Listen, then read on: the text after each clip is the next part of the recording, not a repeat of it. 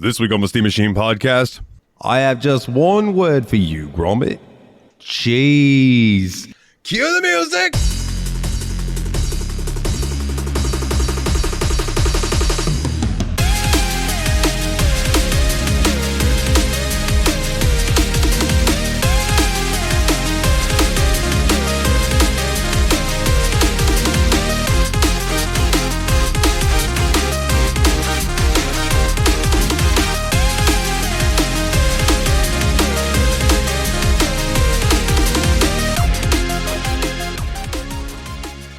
Hey everybody, and welcome back to another episode of the Steam Machine Podcast. My name is Dalton, and joining me, as always, is one half of the Destructible.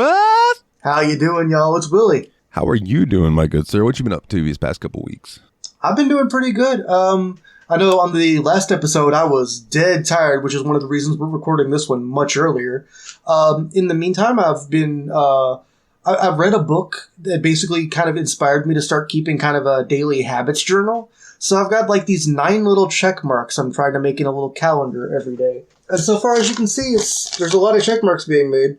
Yeah, that's what's up, man. It's going pretty good. I took the weekend off, and then, after that, it's going pretty good. So one of those is like every day getting up, around sunrise and taking myself a nice walk. And then, got other things there, like one for organizing stuff, one for financial related stuff, 2 for computer programming related things, 1 for this very podcast. So I'm going to get to check that off when we're done recording. What are the other 2?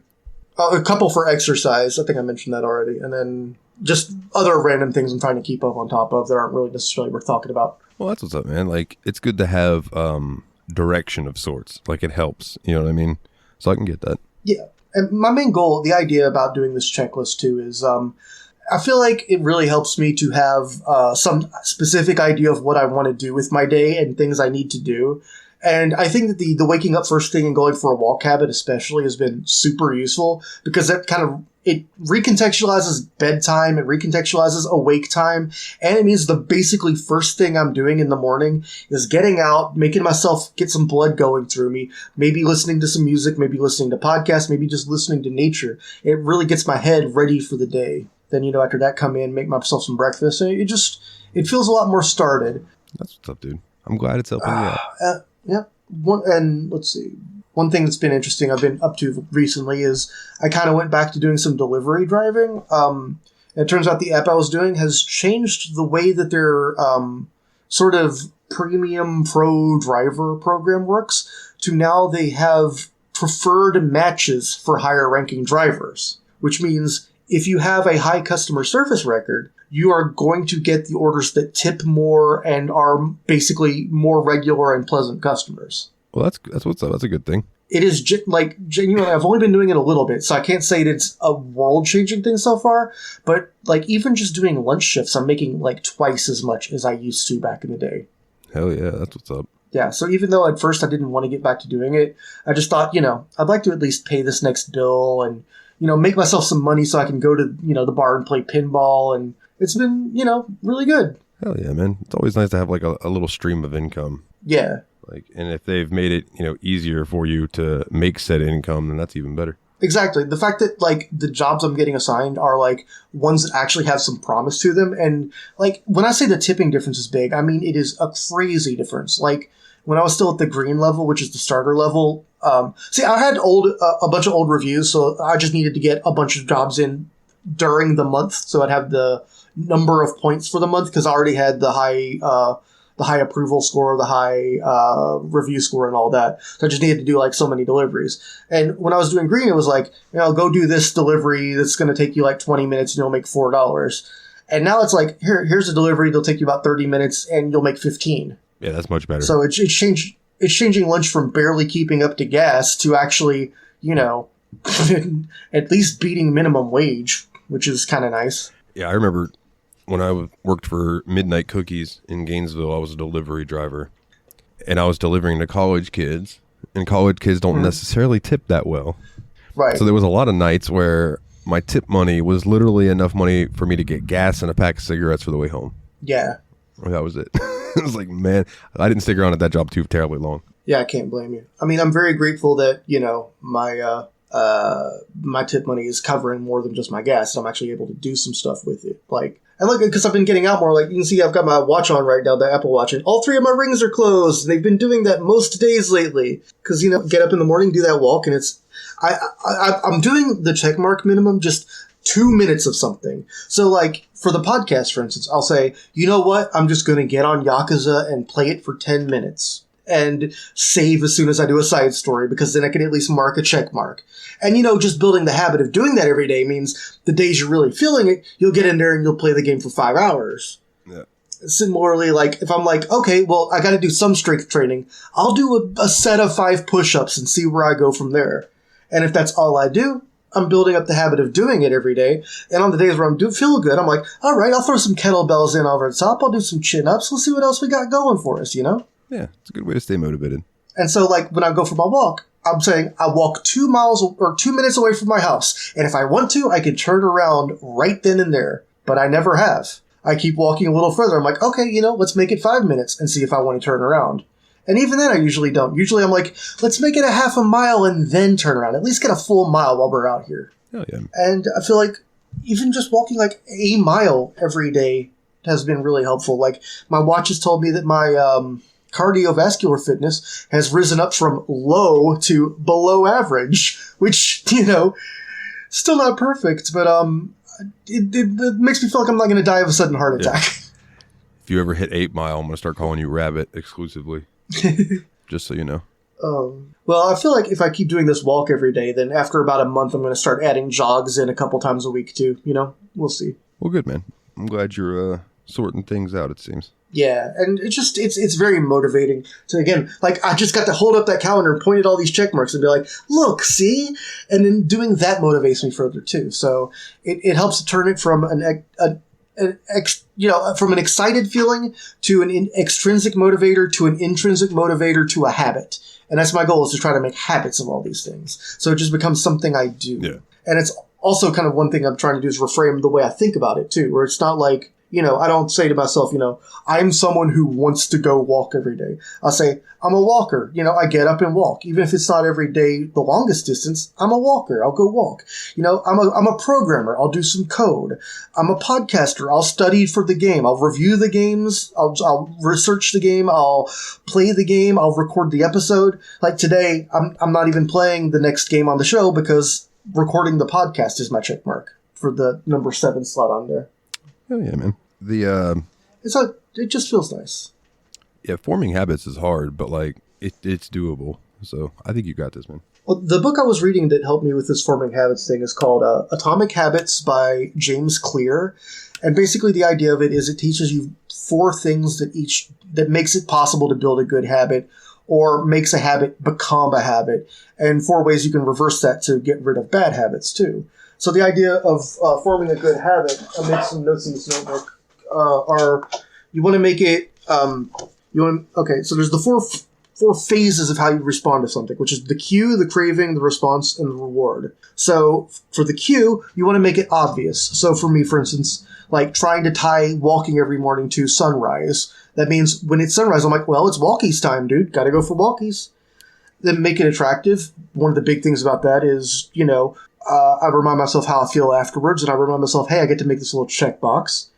And then number 3, make it easy. That's where the 2-minute rule comes in. I say, hey, if I walk 2 minutes, it counts. I'm good. And then make it satisfying is the 4th part. That's the reward. And again, part of that's the check marks, and part of that's, focusing on how it'll improve my ability to keep on exercising over time, how much better I feel afterwards, thinking about the music I listened to when I was out. One of the things I've been doing is going through the different Soma.fm stations and just trying one of them out each time I go for a walk and seeing which ones I kind of dig on and which ones I don't. That's something I put on from time to time myself and just listen to. It's a pretty good fucking little internet radio station. Yeah, I'm so stoked the Ultimate Fishing Simulator brought those guys to us because it's very reliable. The phone app is great. There's no advertising. It says on the Apple app that it's got in-app purchases, and that's literally just if you want to optionally you can donate to the station so in-app. That's it. Yeah, but there's no obligation to pay. The only thing is there's a station ID, not even ads, just occasionally be Soma FM, Secret Agent Radio, and then that's it. You just get back to it. Yeah, I'm gonna check and see if there's an app on Android for it. I'm sure there must be. I'm trying to think if I had any other games or something I wanted to promote. I did play pinball last weekend, so there must be at least a game that... Oh, there was a game I really enjoyed when I was playing pinball last week. It's called Total Nuclear Annihilation. It's by Spooky Games, which is not one of the main companies I've heard of, because most of the people that make the pinball games that I've played are Williams or Stern. But Total Nuclear Annihilation was originally independently developed by one guy who did the soundtrack, the art, and the play design. And then Spooky picked it up to run with it. And it's just the most 80s synthwave-ass game ever. Your goal is to kind of, like, the whole design is like laser grids and, pink and blue bright colors and all that, and really, like, synth-forward music. And really cool. I love the music in it. And the idea is you, like, get on the playfield and just... Your goal is to overload a bunch of nuclear reactors. Is that the one that you were sending pictures of? Yeah. That was the very neon. Yeah, that one looked pretty cool. Yes. Looked like straight out of Miami Vice. Yes. It's got that very... The whole synthwave aesthetic very much like goes to that Miami Vice neon lights type of look, and really makes me happy. The music is really good, and it was a lot of fun to play. The only downside is at the arcade I'm playing it at, it's one of the tables that's... the premium cost one, so it's $1 per play as opposed to the old Williams tables, which are mostly 50 cents. Man, most places, did they do a token system, or is it you just put straight cash in the machine? It's tokens, but it's 4 tokens to $1, so I'm just mathing it back out. Still. I miss going to the arcades and playing, like, I used to like the Jurassic Park where you'd get in the seat. Oh, the Jeep thing, and with the gun and play that. Like, I always thought that was really fun. Man, they had Time Crisis 3 when I went there. And I usually just play pinball for the most part, but I do play a couple arcade games. Loved Time Crisis 3, getting back to that. Because Mikolov was talking about that too in our group chat, Time Crisis, because he got a home light gun that he can use to play emulated light gun games, which is crazy. I didn't know that was something that existed. Right. But like Time Crisis was cool because it's the one where you can like step on a pedal to go into and out of cover. So you know when you're being shot at, and you can actually dodge shot attempts in that game. Yeah, I remember playing the Time Crisis, dude, and I was too young to really understand how to be good with that pedal. Mm-hmm. But I want to play it as an adult now. You know what I mean? So you can really I want to see if I can get pretty far in it and shoot the barrels. It's a 2-player game, man. Come on down to Rec Bar and play me around. Yeah. Cover each other. I fucked up Mikolov's life the other day, I think.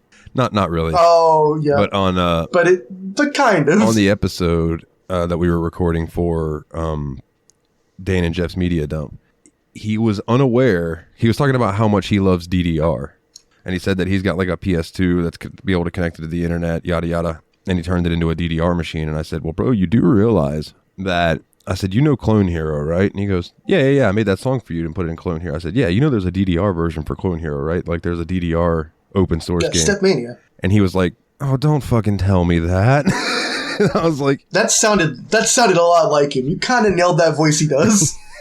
And I'm like, yeah, dude. I was like, and you can buy pads that connect to the PC. And he's like, oh. Like, yeah, you did that downward angle that he sometimes does when we catch him with something like that. That was amazing. And yeah, so now he knows. Yeah, Stepmania is even older than Clone Hero, dude. That is like probably the open source home clone of a rhythm game, Like, Clone Hero's community owes a lot to the Stepmania community. If I can find a decent pad, I would totally use that as my aerobics. Because I used to love playing DDR. I have this old Ignition pad by Red Octane, but, like, I think I need to cut it open and, like, do some kind of soldering to it, because it kind of bleeds a couple of the buttons together.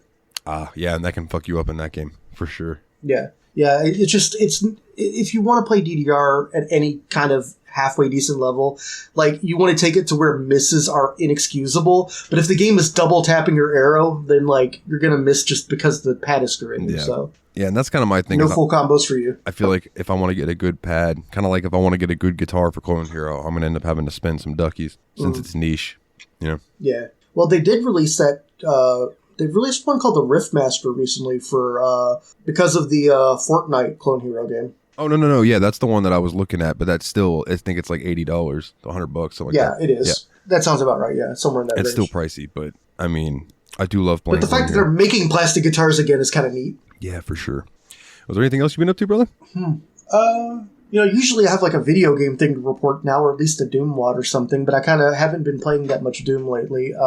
I found a really important option in Godot. I wish I would have found the last time I made a game in Godot, which is that you can make a game at a low resolution, like if you're making like a pixel art type game. You can put the native resolution in there and then just have it have a scaling factor, and then players can resize the thing, and it'll actually, you can set it to maintain an integer factor, so you won't blow out the pixel art by having a non-integer scale. Oh, that's pretty So now cool. I can make a game that the player can resize. So you can scale it. While it still has that retro style. Because like the next game I'm working on has an Atari 2600 aesthetic. And I think that one wouldn't look as bad if you had a uneven scaling, because it's going to look bad anyway. It's kind of intentionally badly looking in retro. But like a lot of the games I make with more, 8-bit styles, I really do care about the fidelity of the pixel art in them. Willie coming in and making Hero 2 Heroer. Oh, you might have given me an idea. That is not a bad idea. Like, honestly, the 2600 game I was going to make, it was literally just going to be a Flappy Bird adaptation into Atari 2600 style graphics. Like, I just want to get back into programming, and that's one of the first examples a lot of people use. And so I found a thing called Make 20 Games or something like it, 20 Game Challenge, something like that. And it starts off with like something like Flappy Bird. I think the choices are either do Flappy Bird or Pong. And I've already done Pong in Godot, so I wanted to do the other one. We should make a little runner game where you got to run and then jump over stuff and keep running, and make it a little robot and name it Steamy. And then every now and then in the background have a billboard that just has like the name of the podcast on it, or something that you would like to plug, like the name of your studio and things like that, and just have it scroll by as you're doing a runner. Dude, actually, Flappy Bird isn't really that different from a runner. You could probably reuse the code and make a runner. In fact, the second game I make might actually end up using that idea, because there is an example second game that they give that could easily be retextured in any number of ways. And I think Steamy could actually work. And he doesn't have an official design, so... Yeah, well, maybe I can give him the first official pixely version of him. Yeah, man. So... All right, that's all I got now. I have just been cooking some food. No crackers, Gromit. We've forgotten the crackers. All right. After an audio mishap, Sorry about what that. I have been doing. Oh, good man. What I've been doing lately. Basically, I have been doing some cooking. Last night, I decided, like, I had this eggplant that I needed something to do with, because we had gotten a bunch of free produce from like these local people. And when I tell you that, like, I have a cabbage in there that is bigger than my head, and I have a pretty big fucking head. Like, this cabbage is massive. And I'm like, all right, so you can make some glumpy casserole and all that kind of stuff with that. And then we got a bunch of onions. So it's like, I've been trying to find stuff with that. But this eggplant, I'm like, I'm going to make eggplant parmesan. I haven't had that in a while. And it's a good way to try to like mask some of the blandness that an eggplant has. So first things first you want to do is slice your eggplant, hit it with some salt, let it rest on a tray with a cooling rack, almost like a rack underneath it. And it's going to draw out the moisture, and you want to pat that off, because the moisture in it is where a lot of the bitterness resides that's in an eggplant naturally. So you pat it dry, and then you flip it over, do it the same to the other side. And then I did that 2 or 3 times just to be, safe. Because you're not much of a fan of the eggplant. Yeah, and eggplant's all right, but it's not like one of my go-to delicious things. You know what I mean? Right. But for the sauce, I made a recipe from Marco Pierre White, who is the gentleman who trained Gordon Ramsay how to cook. And he's a very, very intense man. When he talks to you, like when he's looking into the camera, you feel like he's looking into your soul while he's talking to you and telling you about this. But he gave you this recipe, and he said his trick to a good tomato sauce is 50% like fresh tomatoes, 50% tinned tomatoes. So that's what I did. I boiled some tomatoes, peeled them and quartered them, and I put them in a pan. Started off with some onion and garlic in there with some olive oil. Cool. On low though. You don't want to fry it. You just want it to kind of become translucent. So Oh, okay. So we're not simmering stuff. No, not yet. So you're cooking the onion and the garlic. You're getting that down. Then you half cup white wine. And once you get the white wine in there, then you turn it up a little bit so you can cook down the wine. You want to get the alcohol out of it. So after that, add in your fresh tomatoes, stir it around, let those cook and soften a little bit. Add in your basil, parsley, and whatever other seasonings you want to do. I did a little red chili flake as well. And then I added in the San Marzano canned tomatoes, which are from Italy. They're really, really good. I highly recommend them. Crushed those with my hands, put them in there, stirred it up, moved it to a different burner, got that boiled or simmering, as you said, yeah. But you want to do it on low. You don't want to reduce it. You just want the flavors to blend. Okay. So you want it on a low simmer. So then you take that. I got another pan out. Took my slices of eggplant, threw them in there with some vegetable oil. Those you cook at a hotter temperature because you want those to sear a little bit. But you also got it. Sorry, there was a gnat flying around my room, and I just smacked my glasses and killed him on it. So nice. Congratulations. That thing's been driving me crazy this entire time. God. Oh, dude, I get that. I've had a couple issues with similar recently. So anyways, just long story short, you end up making a little casserole out of it. So you get a casserole dish, you go a little bit of your sauce, layer of eggplant, Parmesan cheese, the rest of your sauce. On the top, you got mozzarella. I did mozzarella fontina and Parmesan. Bake that for like 35 minutes, make some garlic bread, serve it. Ooh, boy, I tell you what, it came out fucking good. My dad had some today, and I asked him, I was like, so what'd you think? He goes, dude, that was restaurant quality. And I was like, nice. I'll take it. I will take it. Been doing some grilling, smoking some ribs, the usual. I got a pork butt in the freezer. Yeah. So I started a new visual novel. I started The Fruit of Grisaia, and I'm really digging it so far. The characters seem very endearing. I'm not a huge fan of the MC so far. He's kind of a dick, but I'm assuming that there's a story behind why. I feel like that is something we've seen in a few visual novels too, because I don't know, I even felt like the Doki Doki Literature Club main character was kind of a shithead. Yeah. Same style. This guy's just very guarded, and it's like, but he keeps talking about things that have happened in his past but it's not really revealed anything yet because I'm not that far into it. I think I've got it says I've played it for 20 hours. That is a lie. I have fallen asleep a lot with that game on. I've played it for probably 2 hours. But actually probably more than that, probably 3 hours. Anyway, I haven't gotten into any big reveals yet, but I did install the patch that adds in all the 18 plus content that's taken out of the Steam version. Because not only it adds some sex style stuff, but it also adds in a lot of jokes that were taken out of the the censored version because they thought the jokes were too risque, or I don't even know really. But I've seen a couple jokes that I'm like, oh, I wonder if that was one of them. But it made me laugh. It hasn't been anything offensive, But of course, I'm like, I should, I probably further into the game before I see anything too bad. So I'm smoking a joint with my mom, and she's in here in my room with me, and I'm just sitting there and I'm clicking through. And dude walks into a room and boom, there's a big old pair of titties. And I'm like, oh, God damn it. And I just went, well, that's something. And I hear from behind me, ooh, boy, I remember when mine stood up like that. And I about fucking died, bro. I was saying, my mom thought that. My mom was just giggling to herself. She thought that was so funny. I was like, yeah. I was like, let me just alt tab. I'll play this later. I don't know where this is going from here. And it didn't go anywhere. It was literally the MC being like, why are you in my room with your shirt off? Put your shirt back on. She's like, I'm just changing in here. Why are you changing in my room? Get out. It was a pretty funny scene. Let's see. Graduated a bunch of Black Desert characters on the season mode. That was just me mindlessly farming mobs and watching Last Week Tonight with John Oliver on the older episodes that are up on YouTube. So I'm up to the point now where he just mentioned the coronavirus for the first time. Wow. And in the playlist I'm watching, I can tell that 2 episodes later, he's in the void. So it's going to start this season, and then the next season after this one that I'm on, which I think are the last 2 that are on YouTube before it starts getting into more current stuff, is him in the void, where he's just sitting in a white room with no audience that's still doing the show. So it's going to be interesting. Man, that was a strange era of television. Very. Like the Thunderdome in WWE. Yeah, I was very much thinking of the Thunderdome, yeah. Real weird, man. Which, for the people who aren't WWE or wrestling fans, basically because they couldn't film in front of live crowds, WWE decided to essentially have a bunch of people's webcams as front row seat fans. And so it was like there was a CG generated bunch of faces around it reacting to everything. Yeah, it was a sea of screens.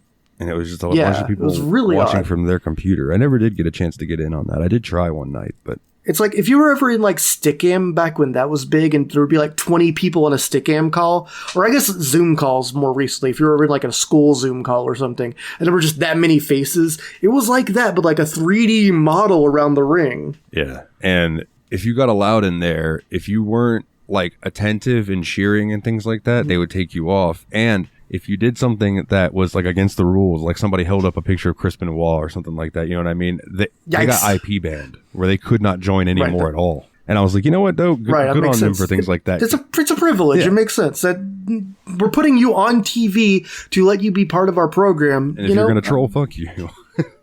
Yeah. Like, there's a lot of people that would want to be on there, so let them in. For sure. Other than that, man, I've just been dabbling in Middle of Earth Shadow of War. Shadow of War, the second game?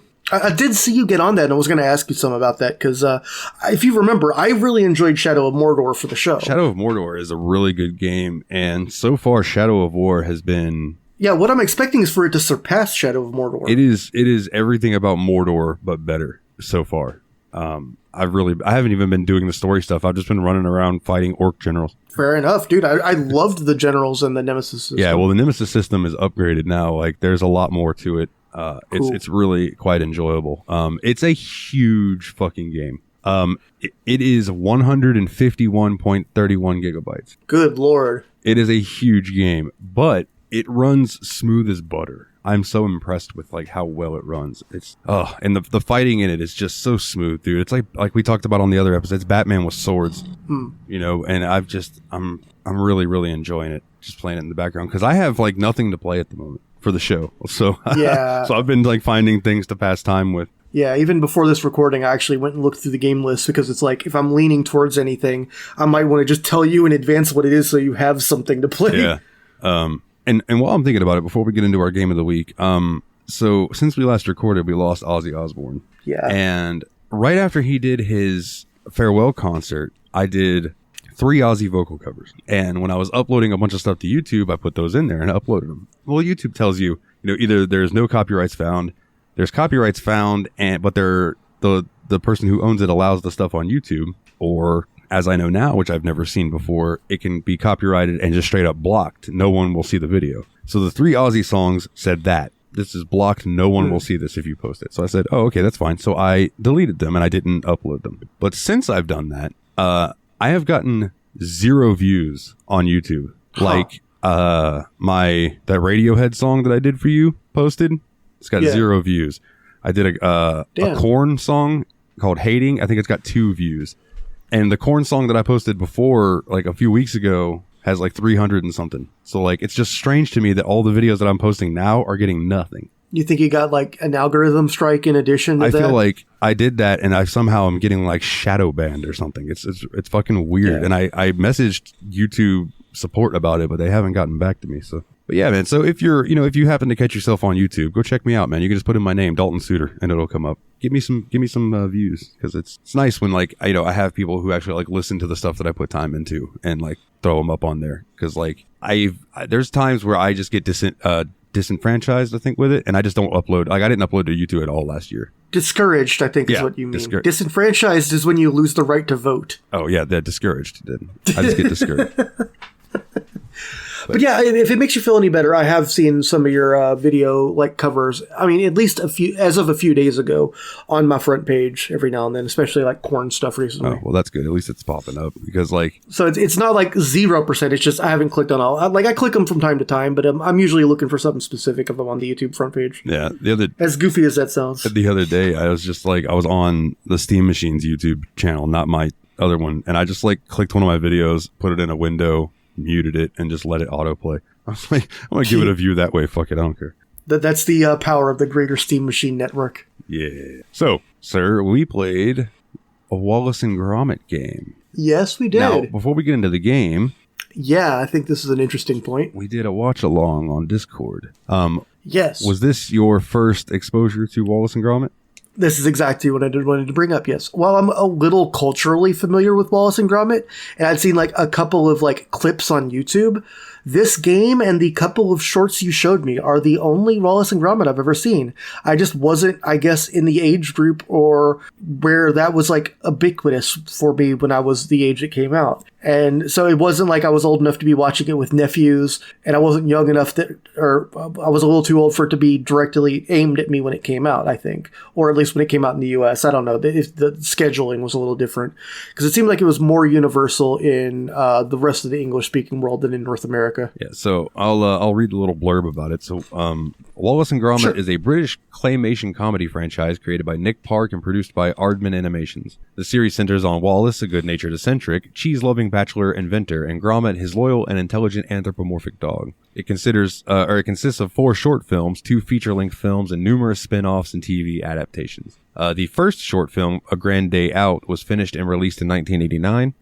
Okay, so I was a kid when this actually started. It's just, I don't think it became huge over here until, like, The Wrong Trousers. Yeah, which would have been later on, I believe in the 90s. Wallace is voiced by Peter Sallis and Ben Whitehead. Let's see. Oh, because of the popularity, the characters have been described as positive international cultural icons of both modern British culture and British people in general. Yeah, that's fair. And what we watched was, we started with A Grand Day Out, which came out in 1989. Okay, so we started from the very beginning of the series.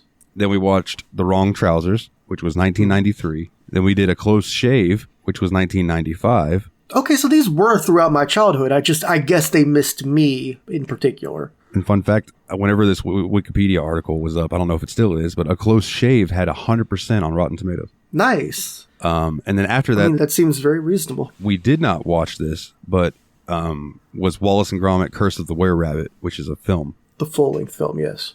It's the second highest grossing stop animated film, outgrossed only by... Do you want to guess? Highest grossing stop-motion animated film. I'm going to guess it isn't one of the Rankin Bass, like, Christmas movies we were talking about. I'm going to guess it was a theatrical release. Does Clash of the Titans count as a stop-motion film? Because it had a lot of stop-motion special effects. I will tell you it's not Clash of the Titans. I will tell you it was also made by Nick Park. Oh, well, I'm going to guess it's just the other Wallace and Gromit film then. I don't know what else he's done. In the year 2000, they released a little movie called Chicken Run. Oh, okay. And that is the highest grossing stop motion film. Fascinating. I wouldn't have come up with that in 100 years. But the fourth short that we watched, which came out in 2008, was A Matter of Loaf and Death. Okay, so we watched all the shorts. Yep. Yeah, we watched all the shorts. And then a second full feature movie came out last year, Vengeance Most Foul. And it is the return of Feathers McGraw. Nice. Which I fucking love Feathers McGraw. That character is hilarious to me. Man, these characters, they all introduce themselves to me in a really joyful way. Like, I love too that when we watched it, we watched with a few other people in the chat, and people were like, oh shit, is that Shaun the Sheep? Are we about to meet Shaun the Sheep? It was nice to have Adam there, because Adam's super in Australia, and he knows a lot more about this than we did. So when I was like, is that Shaun? He's like, hey, it is.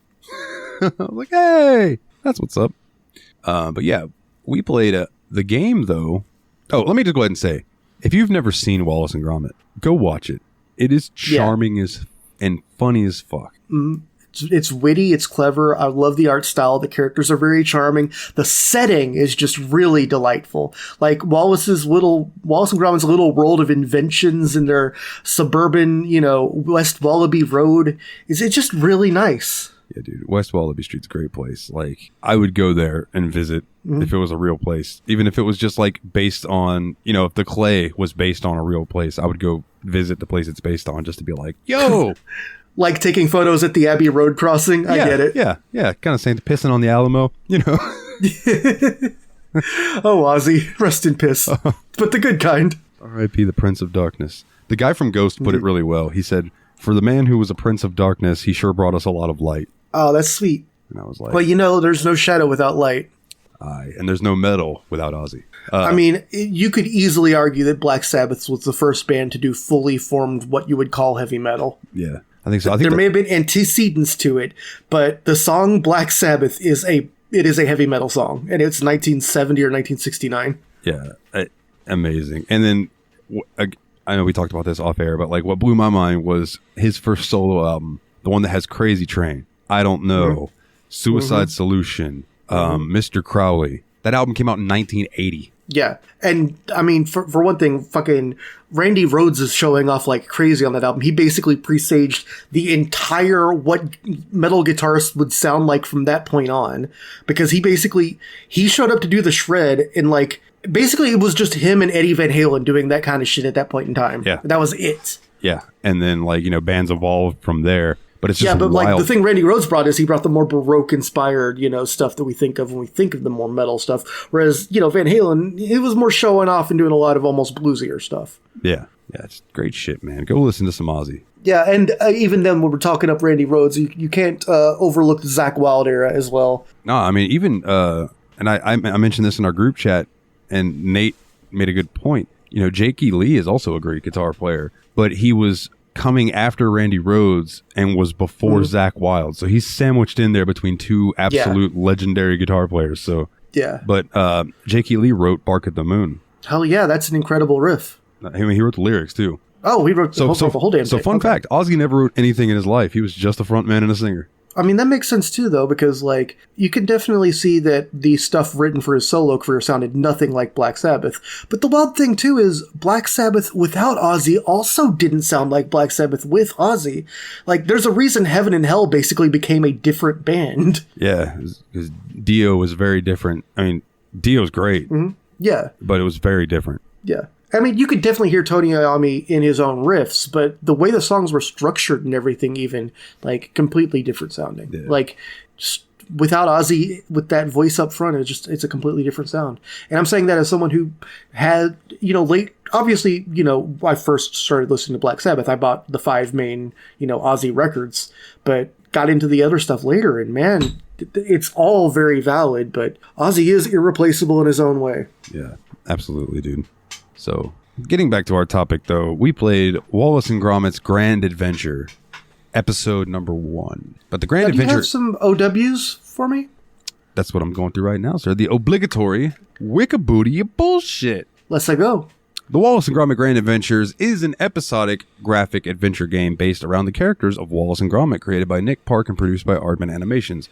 The game was developed and published by Telltale Games, and consists of 4 episodes, which were released for Microsoft Windows from March 23rd to July 30th, 2009, and Xbox 360 from May 27th to November 4th, 2009. Oh, so they came out like monthly almost?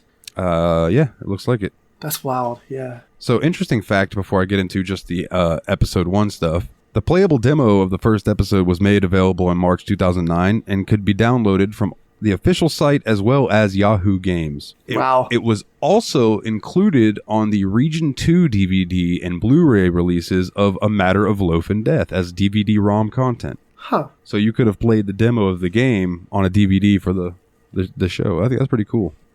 But Telltale Games removed the game from sale in January of 2014 due to the expiration of their distribution license for the Wallace and Gromit intellectual property. But customers who previously purchased the game were still able to download them. But the game was relisted December 2020, 2 years after the company closed, on Steam, GOG, Robot Cache, and Green Man Gaming for Windows, along with Telltale's other titles, Strong Bad's Cool Game for Attractive People, and Texas Hold'em. Which, that Texas Hold'em game has always looked interesting to me because of just the characters that are in it. Like, you're playing Texas Hold'em. Oh, Poker Night at the Inventory? Yeah. Yeah, or you're playing with the Claptrap. The Heavy from Team Fortress 2.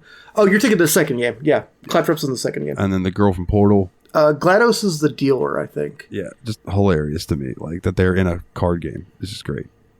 Yeah, the first game was you're playing with the Bunny Rabbit from Sam and Max, Strong Bad, the Heavy from Team Fortress 2, and one of the guys from the Penny Arcade comic. Okay. So episode 1, Fright of the Bumblebees. Here's a quick little overview of it, and then we can kind of talk about our experiences with it and, the puzzles and such. Wallace and Gromit have opened up a new business from B to U, specializing in delivering freshly made honey to customers. They take up an offer to provide 50 gallons of honey as a repair payment to fix the local grocer Mr. Panier's shop after Wallace's new prototype robotic cheese-detecting mouse accidentally rampaged through the store on a test run. However, Wallace has used up all the flowers in his garden and is forced to improvise a growth formula to turn daisy seeds provided by his neighbor, Miss Flit, not married, into giant flowers. The formula is a success, and he meets his client's demands. And things soon go wrong when the bees react to the growth formula in the flowers, becoming huge and terrorizing the town and Wallace and Gromit's home. Gromit is able to trap most of the bees, but Wallace is stolen away by the giant queen bee, where Gromit gives chase in Wallace's honey tanker truck, able to rescuing Wallace. The two work together to feed the queen more honey dosed with the growth formula, forcing the bee to become stuck in a tunnel, and Wallace works out an antidote to restore the bees to normal, though he accidentally shrinks himself in the process. Oh, spoilers, that was the entire story of the game. So, going into this, what were your opening thoughts about it? Because I know that you're a fan of Telltale games, so... Yeah, so I was really excited to play this game because I didn't know that much about Wallace and Gromit, but loved the way it looked and wanted to get like a foothold into that series. But I knew Telltale Games mostly from Strong Bad's Cool Game for Attractive People, so I knew that they could make a funny adventure game, point-and-click game that was very true to the spirit of whatever creators they were working with. Because I knew they worked closely with the Brothers Chaps to make the Strong Bad game, and I knew that they worked closely with the Aardman Studios people to make this game. So I was like, I immediately trusted them to give me a good Wallace and Gromit experience. And so, yeah, I hopped in, played the tutorial, and was like, yeah, okay, I can see where I'm going to like this. Yeah, and I kind of had a similar, thought going into it, except I knew of this game I knew of this Telltale from the other games that they did, like, on the consoles back in the day that all of my friends were just raving about, like the Walking Dead game. Yeah. The later ones where they had a higher budget, like Walking Dead, Game of Thrones. Yeah, the Wolf Among Us. I believe Wolf Among Us. Yeah. Games like that were ones that I had always heard, so I knew very much of the Telltale style. But I was more used to the funnier ones that they did first, like the Sam and Max one, the Strong Bad one, and all that. And so that's why I thought this seemed like a really natural team up. You know who's two that I thought would have made a good Telltale game but never got one was Toe Jam and Earl. I could totally see that. I think that would have been funny. But yeah, so going into this, I knew a little bit of Wallace and Gromit because I hear them talked about on Cultaholic Wrestling podcast from time to time because those are some Brit lads. Ross from that show has Feathers McGraw tattooed on him. Oh, that's really cool. Yeah, I'll have to try to find a picture of that tattoo and send it to you because it's a good tattoo. Unlike a lot of mine, which are fading because they were done while I was drunk by a friend. But yeah, so the game opens up and you immediately start playing as Gromit. And you start hearing the buzzer, like in the show, where Wallace is hitting the buzzer for him to be...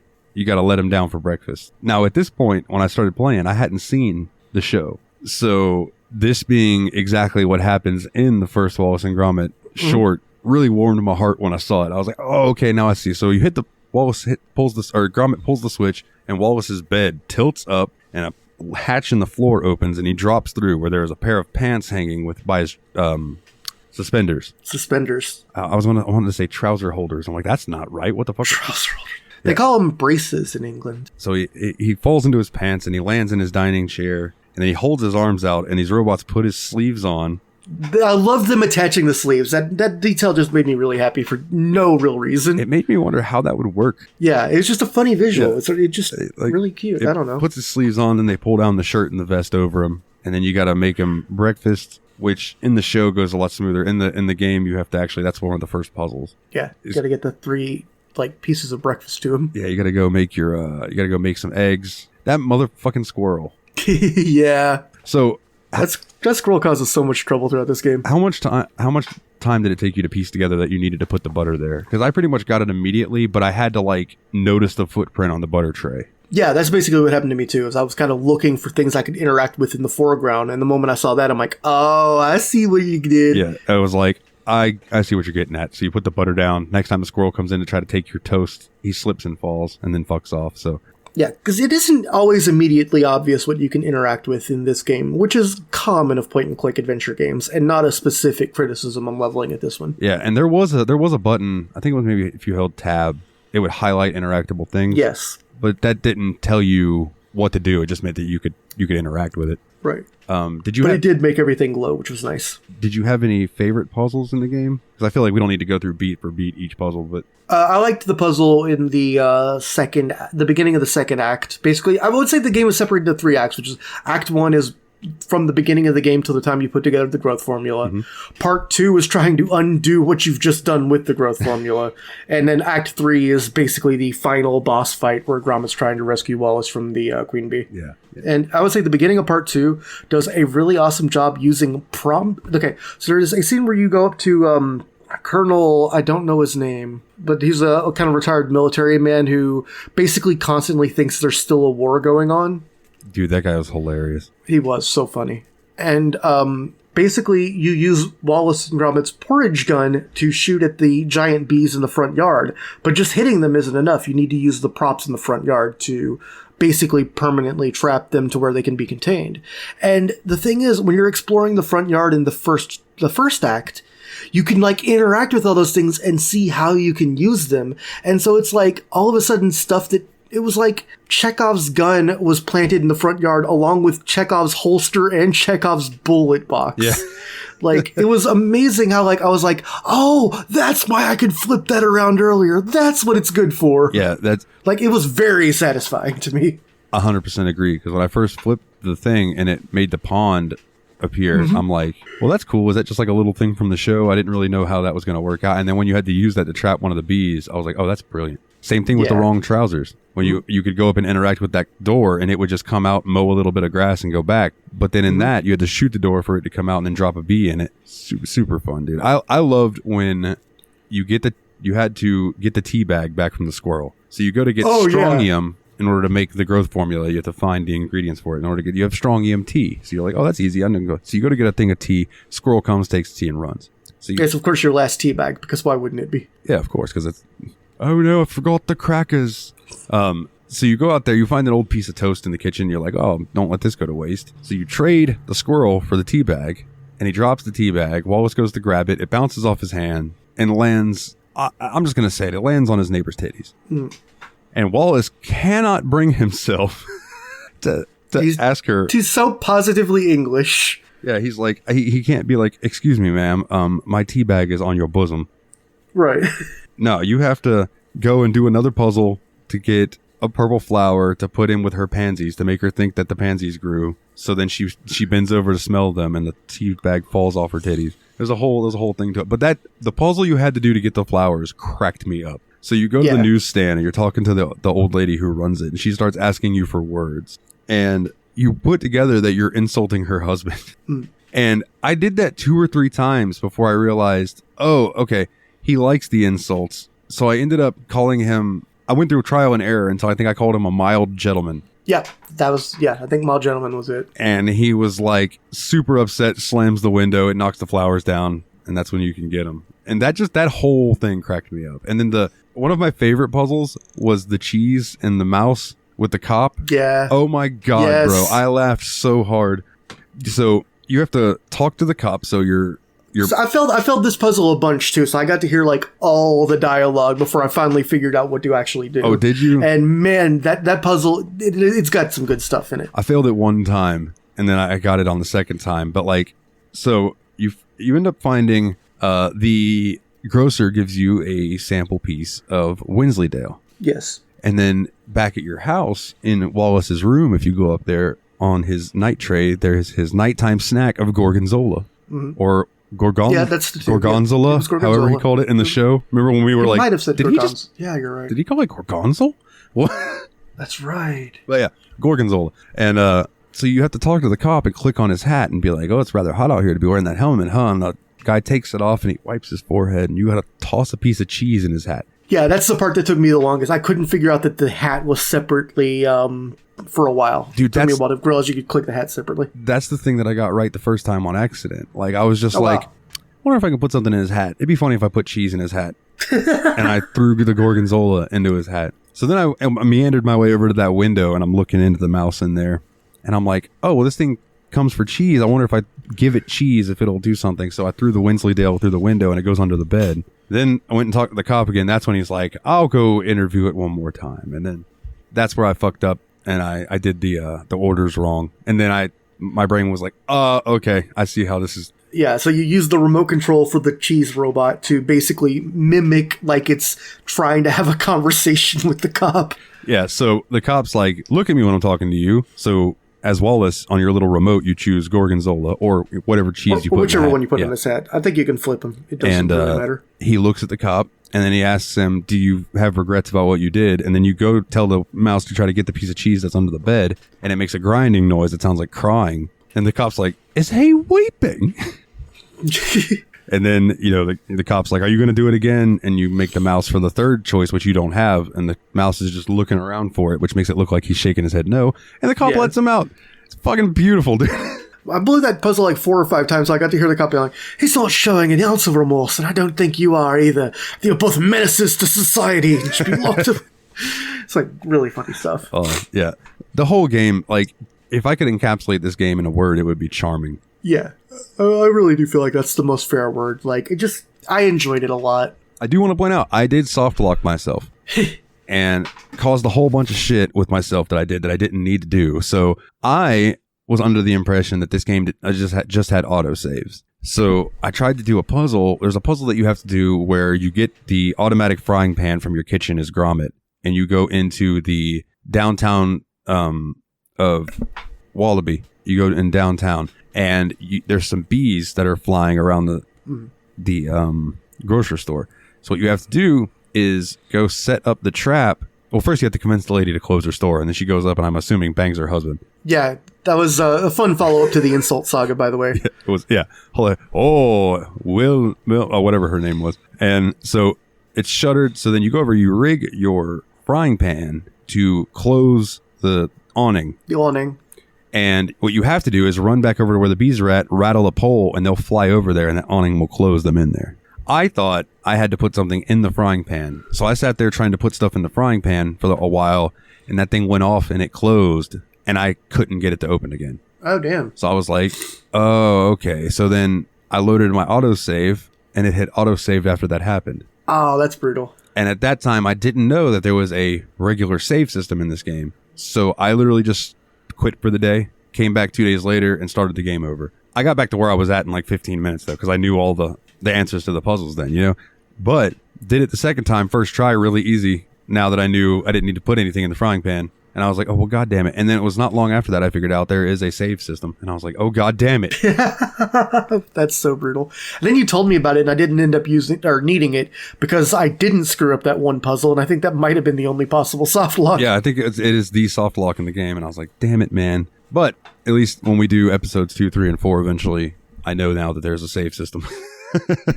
Oh, so you do want to continue doing the series? Because I was thinking I would absolutely play more of these. Oh, yeah, dude. For sure. There's 4 of them. So, like, it might be one where we could do, like, the other 3 as a full game for the rest, for, like, a single episode or something. Oh, yeah, because they're not very long. I think combined, if we, like, you know, did 2, 3, and 4 into one episode, it would probably take us, 6 to 8 hours to play all 3 of them. And that's being generous. Sorry, I keep, like, muting myself and going away over and over. I had, like, this nasty sneeze, and it's making me blow my nose a million times, which is making me sneeze, which is making me blow my nose, so I'm kind of in and out. Oh, you're good, man. But yeah, that would be a fun time. Good. I'm glad you said that, because when we were playing it, I was like, when I finished chapter 1, I'm like, I really could see myself finishing the series out. The only reason I'm not is because I want to get onto the next game for the show. Yeah. You got a week left, my good sir.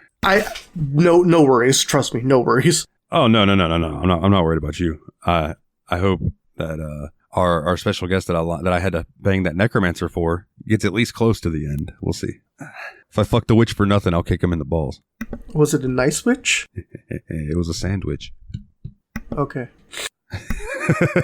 Resembled the roast of beef. I don't have any more than that. Oh, good. Yeah. Moving on. Do you have any final thoughts about the Wallace and Gromit game before we give it a rating and get into some questions, my good sir? Oh, man, I just really enjoyed this. This is the experience I wanted for us to do this game. I was excited to play it because I thought I would like Wallace and Gromit. I thought I would like to see how Telltale handled it, and every single thing fulfilled my expectations. It made me happy. Yeah, and then playing the game and then going and watching Wallace and Gromit, I now have another respect for the game and how well that they did encapsulating that world. I really want to shout out that even the models seem to have like thumbprints on them in certain frames as if they'd just been sculpted for that scene, even though they were in-game video game models. Yeah, that was a really nice touch because that's something that's apparent in the show. Like when you're in the things you could see fingerprints on them. So yeah, that was a really nice touch. It did a really good job. Yeah. So what would be a rating that you give this, my good sir? It's hard for me to score because again, this is one of those games that I mean, I want to say it outkicked my expectations because I thought it was going to be a really easy baby game, and it turned out to be a lot more interesting in the puzzle design than I expected. Like, it did what I thought it would do with the elements of the cartoon, but I also thought it was a better adventure game than I thought it would be, especially considering how small the scope of it is. Yeah. Like, I think the puzzle design was really intricate and really made use of the elements of the game very well. Yeah, I can agree with that. So I think ultimately I'm going to give it a very approving score of 8 blue Stiltons out of 10 farmhouse cheddars. Beautiful. Yeah, I really enjoyed my time with it. I look forward to playing more of them. I look forward to watching more of the Wallace and Gromit stuff. Like maybe do a watch along for the movie at some Oh point. yeah, absolutely. Like that would be a good time. I was leaning towards, I'm going to give it 8.5 Nice. Wensleydales out of 10 Gorgonzolas.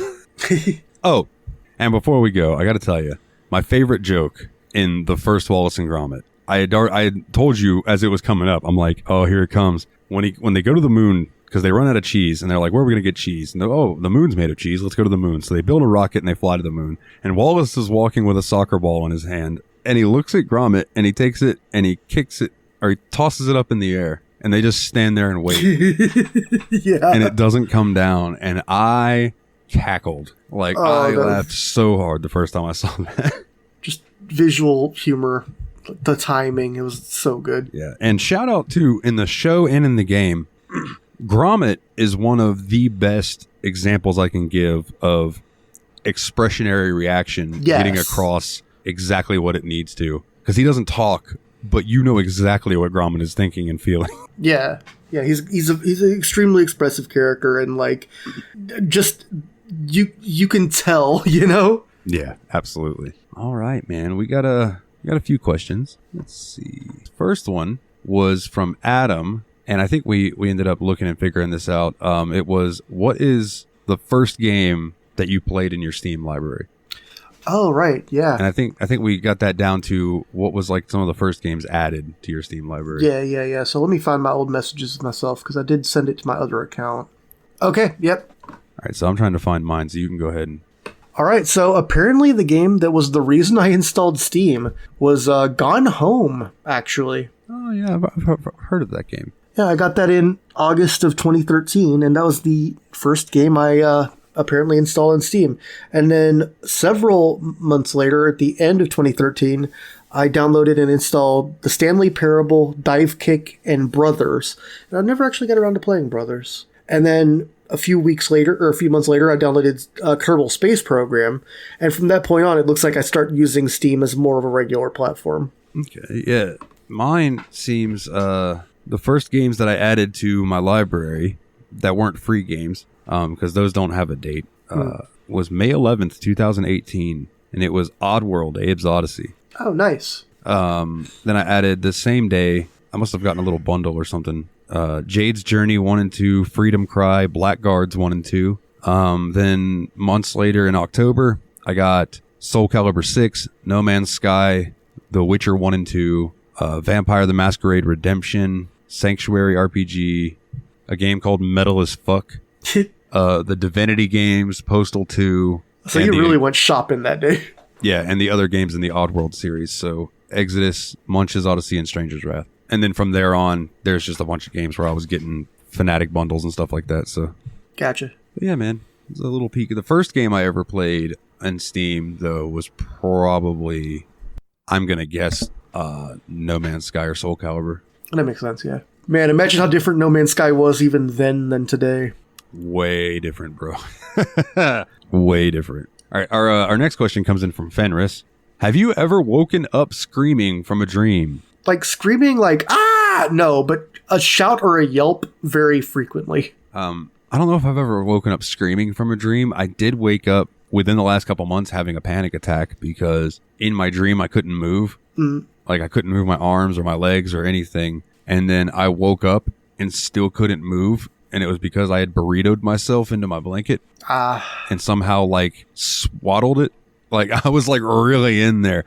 And I just woke up like couldn't breathe, freaking out, claustrophobic. I'm not claustrophobic, but I mean, I felt it in that moment. You know what I mean? It was fucked up. Yeah. You suddenly felt like the end of the song One by Metallica. I tell you what always freaks me out is when I'm in my dream and I have to piss. And then I take a piss and it's like the piss never ends, or I pee and then I got to pee again, then I got to pee again. And then luckily, I'd say 9.999% of the time out of 10, I wake up before I piss myself. But there has been the one or two times that I have absolutely pissed myself because of that. Yeesh. Gotta love it. So yeah, I tend to also get those false awakening dreams where you wake up from one dream into a separate layer of dream, and those are really those are just real struggles. Yeah, that can fuck you up too. So thanks for reminding us of our subconscious hells, dude.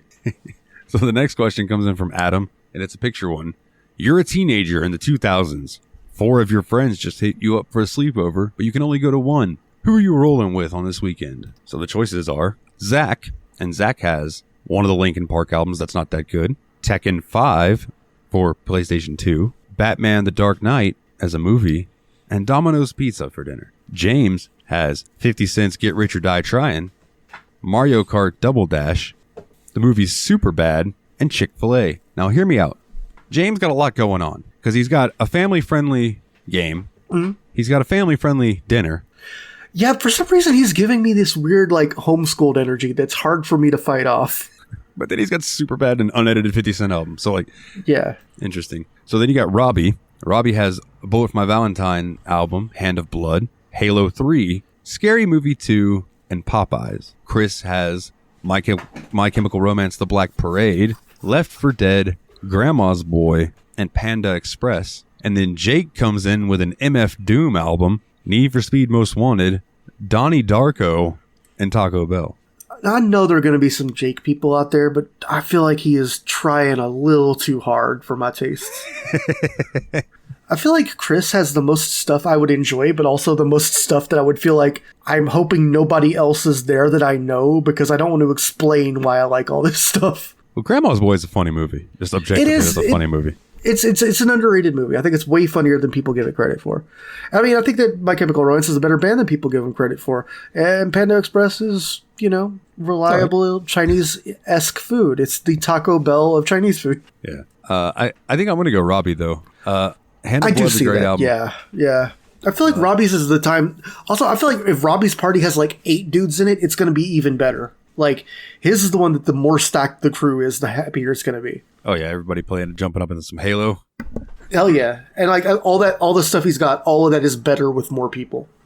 Yeah. Watching a scary movie with a bunch of friends so you guys can just laugh and make fun of it would be great. All right. So this next one, it's a bunch of movies and we got to pick 3. So I'm going to read through them real quick, and you're obviously welcome to reference this as well. So we have to pick 3 of these movies, starting at the top left and moving to the right. Cheech and Chong's Up in Smoke, The Blues Brothers, Planes, Trains, and Automobiles, Bill and Ted's Excellent Adventure, See No Evil, Hear No Evil, House Party, Loaded Weapon 1, Wayne's World, Dumb and Dumber, Kingpin, Mouse Hunt, A Night at the Roxbury, Tommy Boy, Basketball, Life, Rush Hour, Good Burger, Analyze This, How High, Jay and Silent Bob Strike Back, Shanghai Noon, Harold and Kumar Go to White Castle, White Chicks, Starsky and Hutch, Wedding Crashers, Anger Management, Step Brothers, Hot Fuzz, I Now Pronounce You Chuck and Larry, Pineapple Express, Due Date, The Other Guys, Change Up, 21 Jump Street, Central Intelligence, and The Nice Guys. 4 words. White chicks 3 times.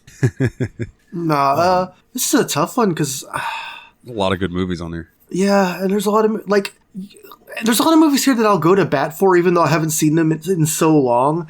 Like, I remember really enjoying Shanghai Noon. Like, I really, really liked that. So I'm just going to randomly jump to 3 that just I remember really liking when I saw them when I was much younger, whether or not they're actually good or not. I'm going to say Shanghai Noon, Basketball, and Tommy Boy. Man, some of my favorite movies are on this list. That's why I had to shoot from the hip, man. I couldn't think about it for too long. I'm going to go Life, because that's a great fucking movie. Jay and Silent Bob Strike Back, because that's like my childhood. Yeah. The last one is a toss-up between 3, and it's a toss-up between Dumb and Dumber, Wayne's World, and Anger Management. Yeah. Those are great fucking movies. For the sheer quotability, I'm going Dumb and Dumber. I feel like had Jay and Silent Bob been Dogma or Mallrats, they probably would have been a lot closer to making my 3 too. Yeah, well, Jay and Silent Bob Strike Back was my entry into Kevin Smith stuff. Like, sure, that's a weird on-ramp, because at least I would have thought you would have known him from Mallrats first or something. Nope. I saw Jay and Silent Bob on Comedy Central Secret Stash one night, and it was unedited, and I laughed at that whole fuck, motherfuck. That whole intro scene is great, dude. Yeah. So yeah, that was the last question, my good sir. So is there anything that you would like to plug before we get into the house cleaning and get on out of here? No. All right, then. If you would do us a favor and leave us a review over on iTunes and Spotify, it really does help us out in the algorithm, help people find the show. Leave us a 5-star review and put some words on it, and I'll read it out on the episode. If you want to join the Discord, that's where all the cool stuff happens. Bit.ly/TSMP Discord, all capital letters. We are on social medias as well, but I prefer Discord, so come join the Discord. It's great. I did want to plug the Discord because we've been doing watch-alongs in it this week. So we had the watch-along of Wallace and Gromit, and also we watched Jurassic Park, which Mikolov was only seeing for the first time. Yes, and definitely keep your eye out for Dane and Jeff's Media Dump. That will be coming out, I think, next week. The episode about Jurassic Park, where you can hear Mikolov talk about his first experience with it, and me forgetting that there were jump scares in it and telling him that there were none, and the hilarity that came after that. I am so sad that I had to sign out before the actual scary movie of it started. Like, the power was still on when I had to go to bed. Yeah, it's great. It was a great movie. It's a good time. Definitely check it out. And for reasons that I will made me happy. Get into at a future date, I'm going to try to start doing more watch-alongs, and I have a reason to these days. So we'll be doing more of those in the Discord. So bit.ly/TSMP Discord. Just capitalize all of those. TSMPDISCORD. Check out the website, kept up to date by Dane, bit.ly/The Steam Machine Podcast. Capitalize that phonetically. If you want to join the Patreon and support the show, means the absolute world to me. Helps me keep the lights on. Is patreon.com/The Steam Machine Podcast. And that's all lowercase. You ain't got to worry about nothing there. Donate $1 or more a month gets you the episodes early, and you get the banter in the beginning that is just for the Patreons. And if you donate $10 or more, you get that, plus your name read on each and every episode, like these wonderful, wonderful people. Nate Sir Cogsworth, the 7th of Juniper, Jeff, the original expendable, Mr. Syllables, Old Jeffy Lube, also he is a duck. Eraser Adam, shout out to his podcast, Spectre Approved with Fenny.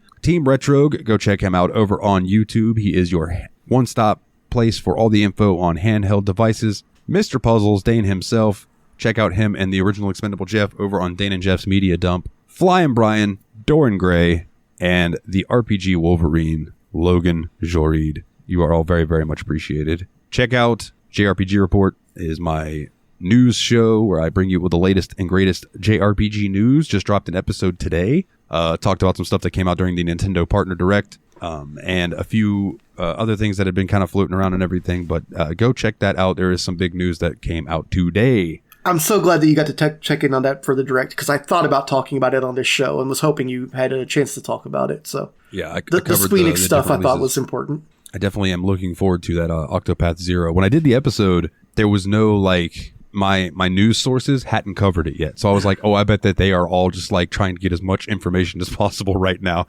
about that. So I just covered that the trailer was out and kind of what I saw in the trailer.